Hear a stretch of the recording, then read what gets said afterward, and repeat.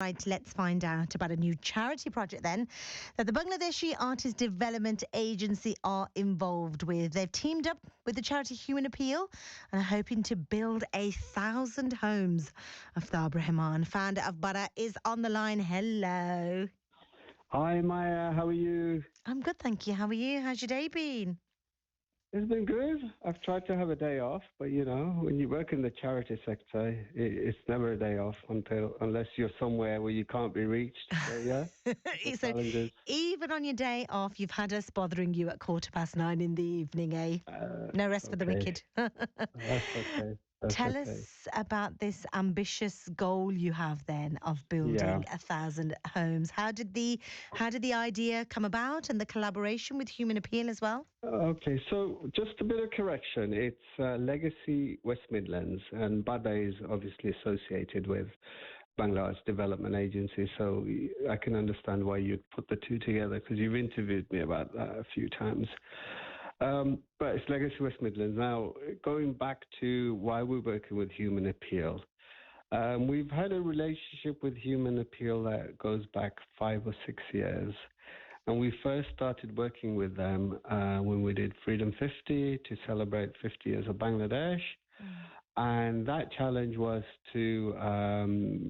we did 3 bike rides, one in the UK, one from London to Amsterdam, and then we flew into Bangladesh and we cycled in Bangladesh, and we raised £100,000 to build an eco school.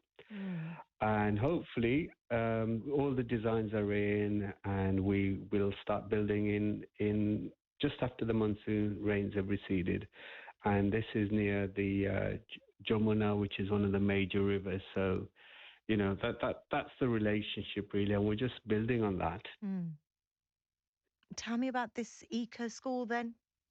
Okay, so the eco school has been designed by North South University in Dhaka.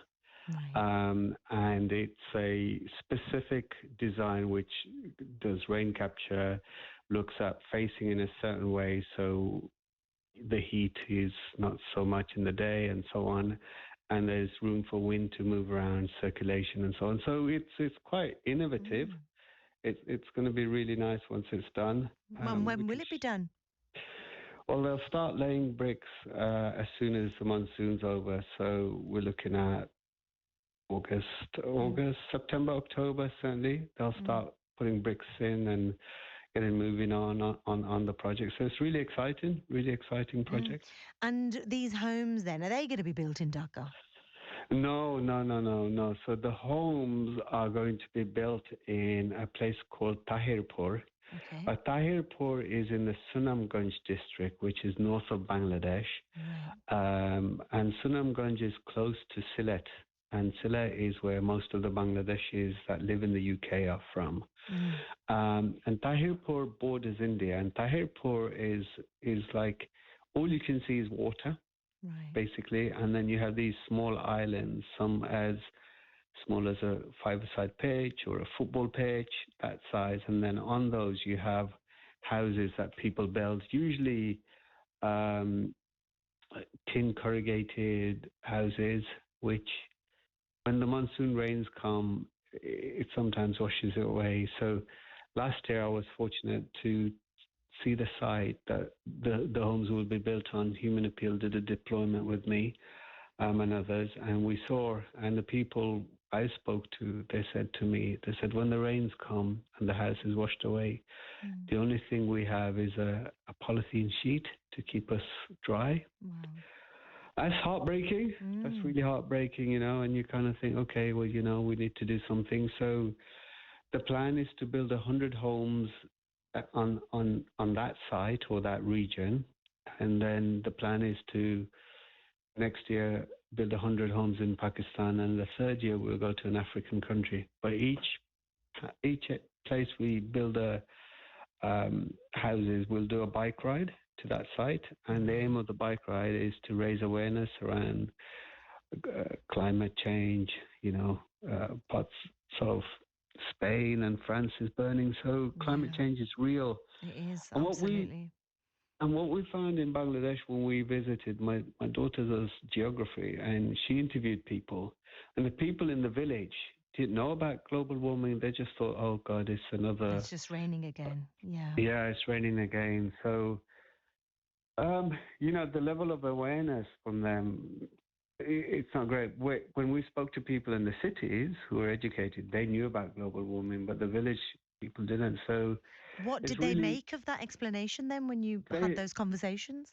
they just said, oh, okay, so the rains have come early this year and washed away our grains and rice and so on. So the last 2 years in my village itself, people have had half of their rice washed away. So the rice Mm. this year was ripening really nicely, but the rains came early and people struggled to get the rice in and so on. So that's, that's what's happening right now. 2 years in a row, people have lost half of their, Mm. food for the forthcoming year. And these people are very poor. They live hand to mouth, and it's really heartbreaking when you see all of that.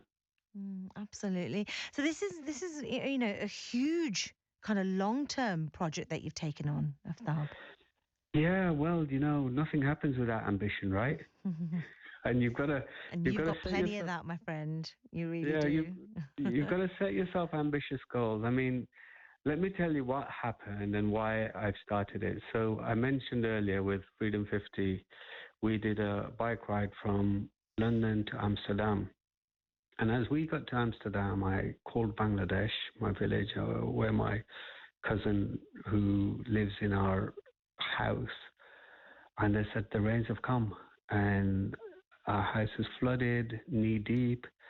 And then because we've got two-story houses, local villagers came and stayed in our house and so on. And I found that really heartbreaking. Mm. It's us who live abroad. We can afford to have houses that are bricks and mortar. But people who live in tin houses, it gets impossible. People who live on single story, it becomes impossible. And it was heartbreaking. All I could do was cry. And then Oh. when I went back to my village, I saw people walk me around and they said, this is what the water came up to, and the tin had rusted. And I made a commitment to support people. Mm. So I've built two houses in my village over the last 2 years, and then I thought if I can do two, I can do a lot more. If I Mm. can capture people's imagination and generosity, then we can make it happen. So are you trying to create these houses that will kind of withstand the rain Yep. and the flooding and Yep. yeah. So they will be flood resistant, and the nice thing is, each house costs 4,100. So it's not a huge amount. Mm. It's not a small amount, but if families band together, or it could be a club or a society, or it could be a business as part of their ESG or social supporting initiatives. So they could sponsor a house basically. Mm. But the region we're building in, we're working with a charity in Bangladesh called Dhaka Asania Mission, Mhm. and they've been going for 70 years, and they work in that region, and they will build houses. Some of them will be built on stilts to withstand, The because flooding. the flooding and so on. And the houses, as minimum, will have solar panels. It'll have two bedrooms, a bathroom, a kitchen, and a living room. So it's Mm. not huge, but for people in Bangladesh, it'll be amazing Yeah, because it'll be an absolute palace for them, won't it? yeah. Can people, the supporters kind of see updates on the progress of these homes as they're being built? Yeah, so we haven't built any yet. I mean, what we're looking for right now, which would be nice, we're looking for people who want to cycle, who want to travel with us and cycle with us in Bangladesh. The plan is to visit around 20th of January for 10 days. Okay. And we've got an itinerary. So people can use this as a GoFundMe page or just give in, to help raise awareness and so on. And we'll have all the social media so people out there can see how we're doing, what we're doing, and it all helps to put a spotlight on the work that we're doing. So Mm. it's great work. great work. It will be challenging. You're not cycling from here to Bangladesh, are you, No, Aftab? no, no. I'd like to Before I do that sign one up. day. I'd like to do that one day. Mate, you'll be on your own. I'm not doing that with you. There's crazy people out there who'd love to do that, and there's this recent resurgence on that silly song, You Don't Take Me to Bangladesh. There's so much on Yes. socials, so, we can build on that. But no, we're looking for 16 cyclists, male, female, all profession, a diverse group we want to take. We'll train you up, I'll take you riding and so on, and then we'll train you around some of the cultural etiquettes and so on. And it'll be amazing. And the beautiful thing about Bangladesh, it's flat, mostly flat. There's only one or two hilly regions. So, if you're not a brilliant cyclist, It doesn't matter. It doesn't matter. We'll train you up. We'll get you going. There's no incline. How many days are you going to be out on your bike?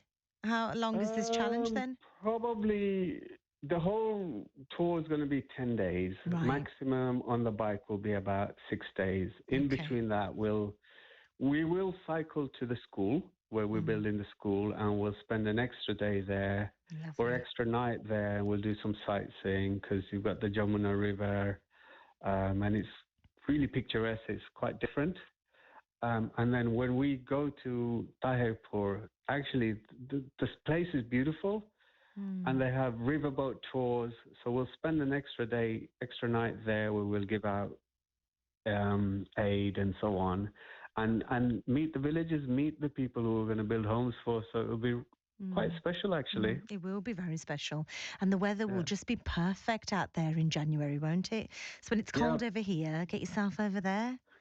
Perfect. It will be like a perfect British summer, although I should be careful what I say about that. I know, you should be, especially at the moment. How can people find out more details then, Aftab? Well, the easiest thing to do is go on Legacy's website and drop me an email, info@legacy-wm. So www.info@legacy-wm.org, or just do Legacy WM on our website, and it's on one of our pages, 1,000 Homes. If you tap in 1,000 Homes, Legacy WM, it'll come up on Google searches. Okay, lovely. Well, I wish you all the best, and I'm sure we'll speak to you before you set off on your bike ride. That would be lovely, and perhaps I can bring in some of the new recruits that sign up to cycle. That it would will be a absolutely amazing. Yeah. It'll be a life-changing opportunity for anybody that comes with us. It'll be amazing. What a trip. What an absolute trip, honestly. Well, thank you so much for coming on and telling us about it, and we'll speak again very soon. I look forward to it, Mya. All the best to you. All the best.